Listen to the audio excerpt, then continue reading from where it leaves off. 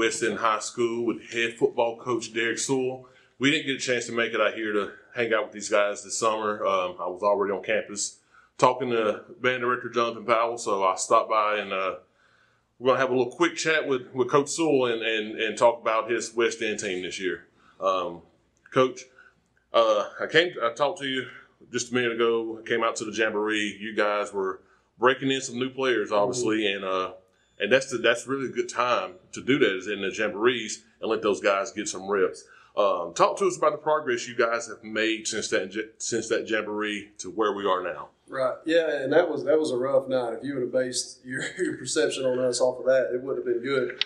But, did I think it would be that bad? No. But it did allow us to get some of those new guys, those young guys, on film, be able to evaluate. And it's really a testament to them because now sitting here at 2-0, it's been about them going to work. All we can ever do is present to them, hey, here's your mistakes, here's the correction. Now you got to have the desire to go fix it. Right. And we have, and we've had to personally challenge a lot of guys so that we can get the best out of them. And I think, it's a conversation we had a few of them yesterday. They've got to want to be challenged if they're going to fit in this program. And they've answered that call so far. And that's been the biggest thing is, hey, can we, again, take what happened with that, I don't know, what was it, 32 or something, nothing on the starters, just beat down and really in a half to then be able to go in and make those corrections. And we've done a good job of that so far. Yeah, I mean, that's a testament to not only you but your coaching staff and the players because you guys said, okay, we've got work to do, and they obviously jumped in, got it done, and you're off to a 2-0 start. Talk to us about some of the guys that have stepped up for you offensively and defensively to kind of get this season off to such a strong start. Right. Well, breaking in basically a whole new offensive line. The only returning starter off the offensive line was a sophomore who's now out. So, we've had to already make adjustments this week. Yeah. But I would just say that offensive line from Jaden Dumas to Jackson Price, Aaron Kidd, Skylar Hayes, he's out now for a little while, Dawson McKinney, Luke Bernard. Those guys have really – we put a lot of pressure on them because, we feel like we have pretty good skill kids. Right. And that's been the call all summer and every day is, hey, we'll be as good as you all can be for us. Obviously you've got your explosive playmakers with Thad Pierce and with Rock Sansbury and then, Kane Lawson coming back. He's been a nice element added to just what was really an already explosive, I feel like, skill group. Right. But, the one thing about Rock and Kane and even Josh Carroll coming on is that it doesn't have to be, hey, Tyler, let's get Thad the ball any way possible. Right. It doesn't just have to be Thad. We can spread it out now. Now, does that mean we're fixing to run the table and win every game? I don't know, but I feel like we've got a great chance because of how multiple we can be on offense. Right. Defensively, our goal in the offseason was let's have an O-line and a D-line. And we're not 100%, but we've got where 90% of those fronts are one-way players. Right. And that's helped tremendously because we get good battles. You saw up there at practice. We get best on best in the trenches, which is a big deal for us. And I think that's part of, the growth outside of, that Jamboree is, hey, a lot of those guys, that's the first time the lights have been on for them. Right. But now they're seeing, and I think it just goes back to what we've been able to do with them all camp in these first few weeks. And kind of don't want to harp on that Jamboree, but, a lot of conversations I've had with other coaches and just people in general, Jamborees are really meant not to go out and try to win per se, but it's to go out and get reps and get that experience for those guys that don't have that experience. And I think you guys took that and ran with it because, like I told you walking in, I have been singing y'all's praises for 2 weeks now on our live show because I've admired the job you guys are doing. Rock Sansbury is one that stood out to me that night in Jamboree. I was like, this kid is fast. He's fast. He's he runs the ball well, and of course Thad Pierce and those other guys. The talent is there, man. It is.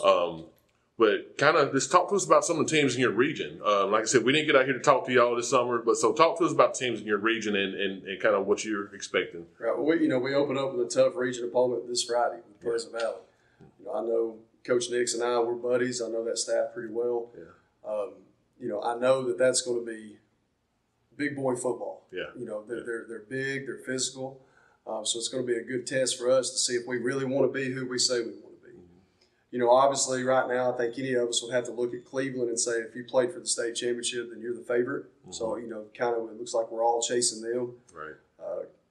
Coach Bird does a great job at Southeastern, so I know they'll be well coached. Coach Harris, you know, I know he feels real good, and he's done a good job right now with that Gaston bunch. I know, you know, this week didn't go like he wanted to, but I don't think that's a story of who they are. Right.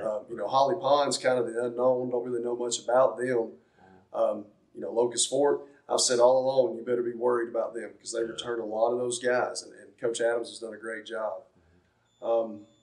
Trying to think if there's anybody I've left out there, but from top to bottom, this is a tough, grinded out region, and I think it's really, for the first time in my career, a region where hey, everybody has a legitimate shot to make the playoffs and to vie for that 1 and 2 spot. Right, and that's of course I think that's a goal for everybody. You want that home playoff game in the first round and have home field advantage. You know. If you know football in Etowah County, everybody knows West End has a lot of great tradition. There's been a lot of great players that have come through this school and through this football program.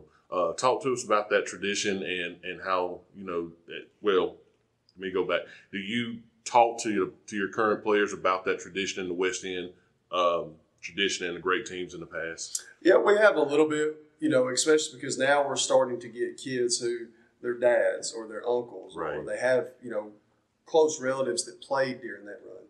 I told someone the other day, I can remember, you know, being a little water boy in 94, 95 at Sylvania, coming up here in, you know, second or third round. It was just a battle. And, you know, and I think if you go back and look, West End has had more 10-0 seasons than anyone in this county over a stretch. Now, we've got, you know, it's not in the recent memory for these kids. So it's about, hey, getting them to understand, hey, what that feels like and what it takes to get to that. Right.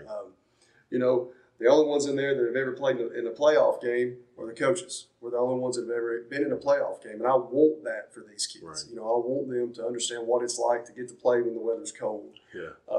And so we do want to look back at our tradition. We want to make sure that we're honoring those guys who are laying that foundation and get it back to where it should be. Right. And the community out here is a very supportive community. And I've said this in other interviews.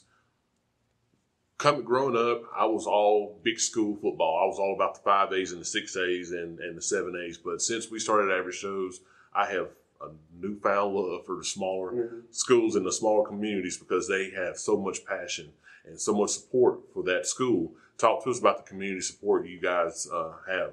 Oh, it's great. You know, I don't know what biggest ticket sales is here, but, you know, Friday night we had to have come close. And again, I would say your biggest gates, you would have to go back maybe into some of those 90s teams that were making those runs. We had a great atmosphere. And look, this community that does, they love this school, they love this team, and they are here to support us, and they have high expectations. And I told someone yesterday, I think it was Chase Robinson on the radio show, that I wouldn't want to be somewhere where there wasn't high expectations of the head coach and the program. Now, you have to take the positive with the negative on that. But, you know, I think they said the other night people were having to park out near 278. And so I want that to be the norm. Okay, and a lot of that goes into, hey, how are we going to perform? You know, the community expects when they come on Friday night to see a team that has worked Monday through Thursday to put a good product out. That's what I try to remind these kids. You know, we had a bad day yesterday. We could not sign off on yesterday's practice. And the challenge was that today it's got to be better. And it was. Maybe one of the best practices we've had. And that's a testament back to the people they go home to. Exactly. So very, very proud of them for that. Exactly.